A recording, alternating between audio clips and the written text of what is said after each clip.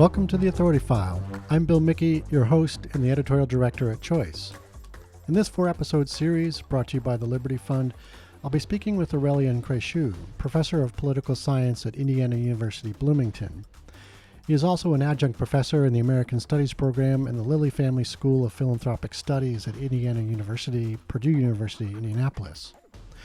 We're here to talk about his latest book, which he edited and published with the Liberty Fund, a modern interpretation of Jacques Necker's 1792 work on executive power in great states. Necker, interestingly enough, was a Swiss statesman and banker appointed by King Louis XVI to be France's director of the royal treasury and, later, director general of finances. Necker's text is an examination of executive power and compares the French political system with those of America and England, offering a robust defense of representative government. Necker's thesis was somewhat novel at the time, arriving well before other more prominent political thinkers, such as Tocqueville, turned their sights on America's political landscape. Even so, Necker never managed to capture as much popular interest. This, perhaps, can be attributed to his moderate political views. Moderates, the thinking goes, don't stick out as much as their more radically leaning colleagues. Nevertheless, the book and Necker's ideas resonate in the context of today's contentious political environment. In our final episode, Dr. Craiutu and I discuss why Necker's political writings never really caught on.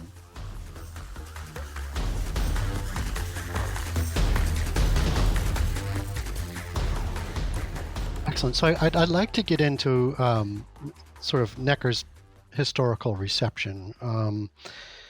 And he seems to have been overshadowed by other more prominent political thinkers of his time. And I'm very curious why that is. I mean, why didn't his published works catch on? Why hasn't there been more written about him?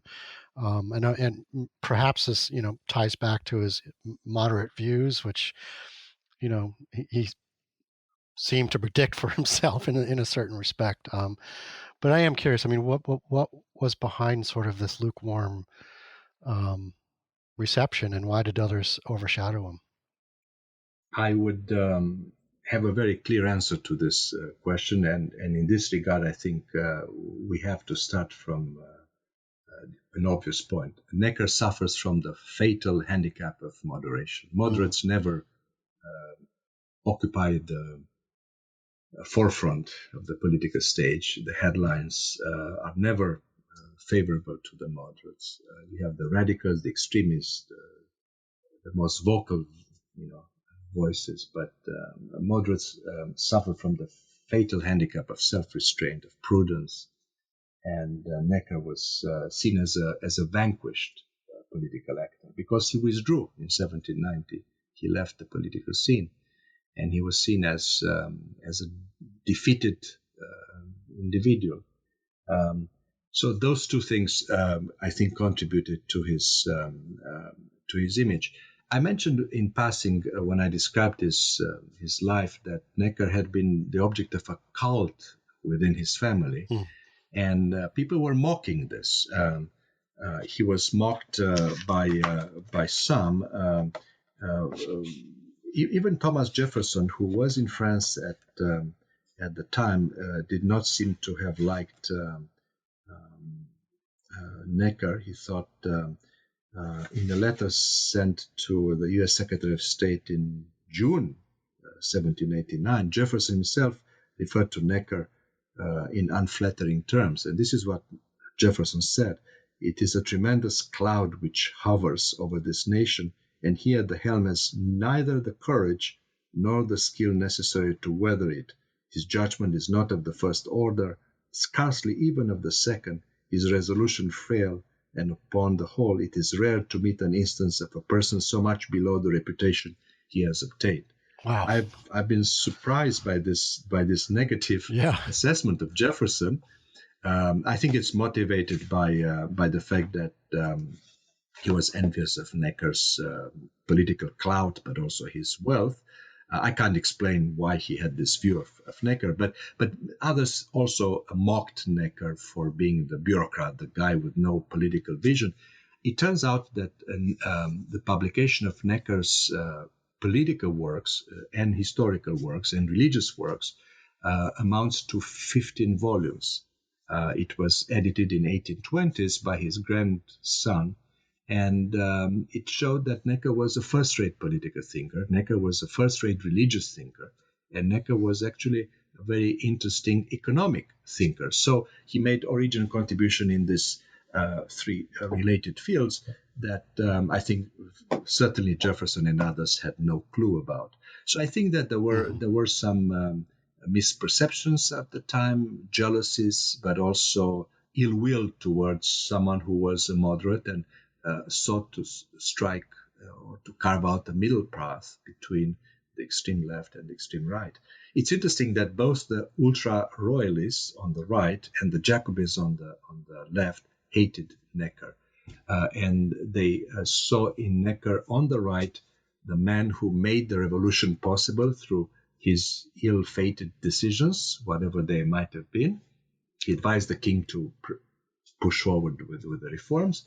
And on the left, he was seen as the person who did his best to block the advance of the French Revolution because he was so careful with the finances of the system, of the kingdom, and he might have mismanaged some of his money. That was kind of a criticism that was leveled at him to push him out of office, and I think tired of all of this accusations, Necker left the political scene in September and never returned to Paris after that. I'm wondering how on executive power, how it impacted, if at all, Necker's standing within the French government, and or how they might have reacted to it at the time. Well, the book having been published in 1792, Necker was out of office. He never came back, so the book didn't bring him anything tangible. When Necker left the government in 1790, he lent the French government 2 million livres. It's very difficult to figure out how much money that was, but it was a tremendous amount of money. If you wish, Necker was a kind of a George Soros of the 18th century. He lent this money to the government as a guarantee that the government, to the foreign powers, that the French government would be able to pay back the loans. So Necker put his credit on the line, put his image, his reputation. The family had hard time recovering that money after that. Napoleon did not want to return the money, and it took a long time for them to recover part of that 2 million livres. But if in today's time, it would be a huge amount of money. So when I compare Necker with George Soros, I think this is a legitimate comparison here. He was hugely influential. He had a great reputation among the financiers. He was a reliable person, and people could bet that the French government would honor its obligations. So Necker had only to lose by publishing on the executive power in great states. But as I mentioned earlier, the book looks forward. This is 1792. The king is still on the throne of France. And he hoped that by highlighting the problems with the constitution, some of the errors might have been amended. But the book is very ironical at times, acerbic. The tone is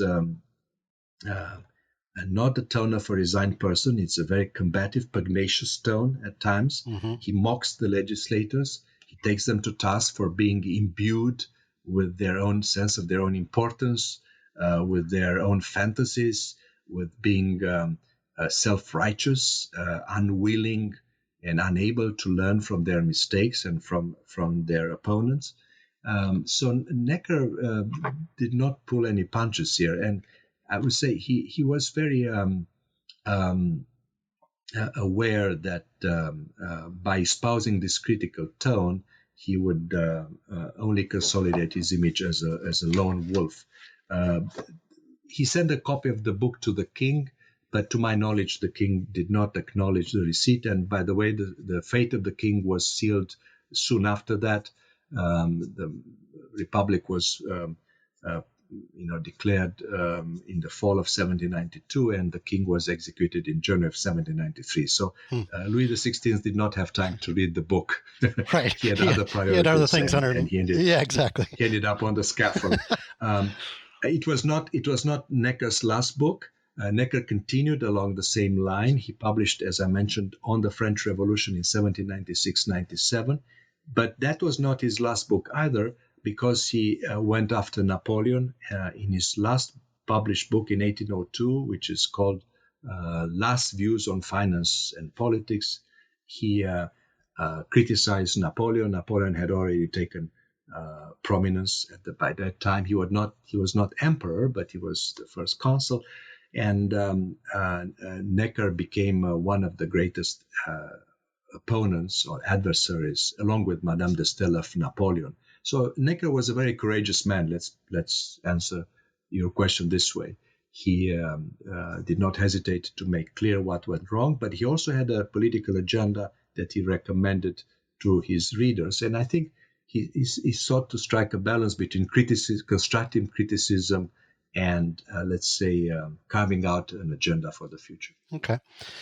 Yeah, so you mentioned Napoleon, and that brings me to Necker's daughter, who you just mentioned, Madame de Stael, who was also a prominent political theorist at the time, and particularly in her opposition to Napoleon, but also in the forming of the Coptic group. And I'm wondering if you could tell us a little bit more about Madame de Stael and her relationship to Napoleon, but also the relevance of the Coptic group. When one talks about Necker, one has to talk about his daughter, Madame de Stael, who was a larger-than-life figure, for sure. She was born in 1767. She died in 1817. So she survived her father by 13 years. And she emerged as Napoleon's arch-rival, perhaps more so than her father, though Necker knew that the source of a part of Madame de Stael's power came from her father's finances and phenomenal wealth. So she was able to have this stage, European-wide stage, because she was very rich.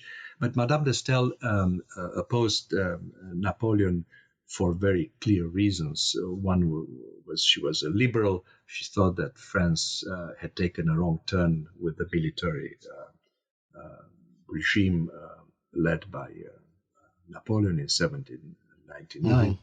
Mm-hmm. She had initially had a kind of a more favorable view of Napoleon in the mid-1790s, 1797. She was still, let's say, open to Napoleon, but by 1799, by 1802, certainly by 1804, she emerged as the arch-rival of Napoleon. She thought that Napoleon corrupted the French nation by offering it military glory and debasing its soul,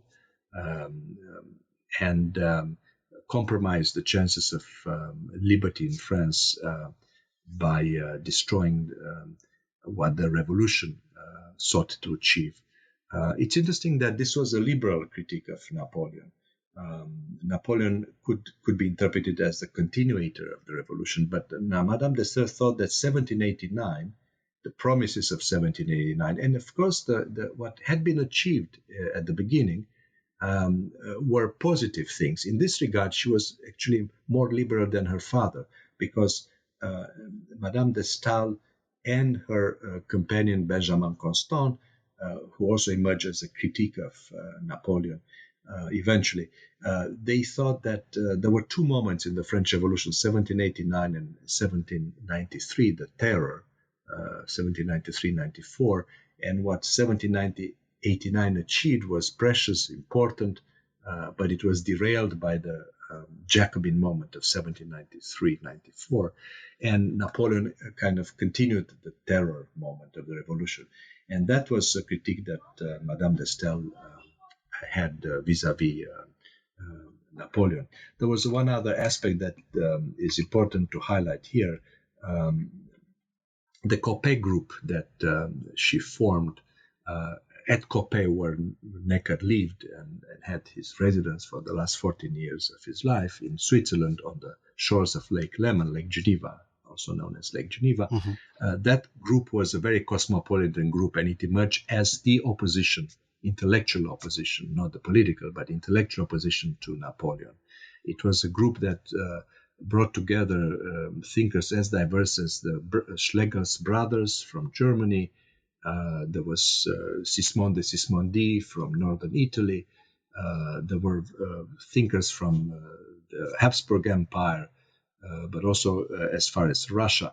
And that group emerges as an opposition to Napoleon. Benjamin Constant, Madame de Stael, Jacques Necker, and Sismondi were the core figures of that group. The group eventually disbanded, but its activities were from 1802 through 1810. Madame de Stael was obliged to go into exile.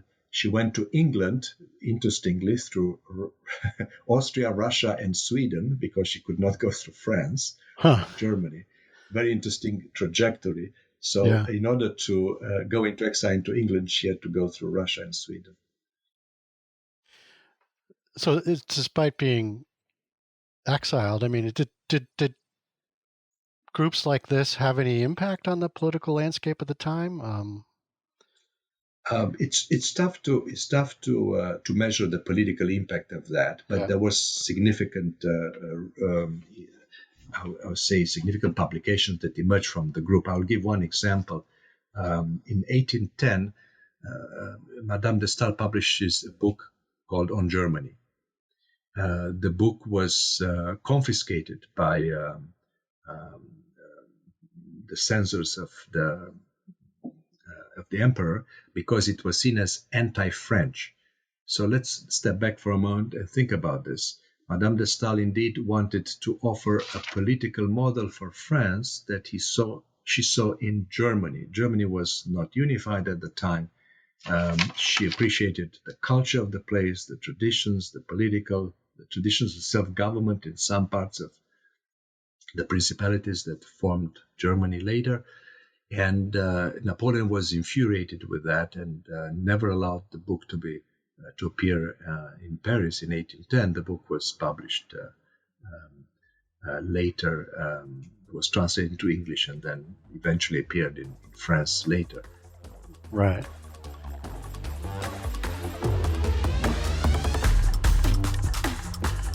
You just heard from Aurélien Craiutu, professor of political science at Indiana University Bloomington and editor of On Executive Power in Great States by Jacques Necker. This series is brought to you by the Liberty Fund. If you like what you hear, rate us or give us a review on your podcast platform of choice. And if there's a topic you'd like us to cover, drop me a line. I'm at bmickey@ala-choice.org. As always, sponsorship and advertising for the Authority File podcast are handled by Choice's advertising manager, Pam Marino, and all of our episodes are produced by Choice's senior digital media producer, Mark Dirks, and digital media assistant, Sabrina Kofer. That's all for this week. Thanks for joining us.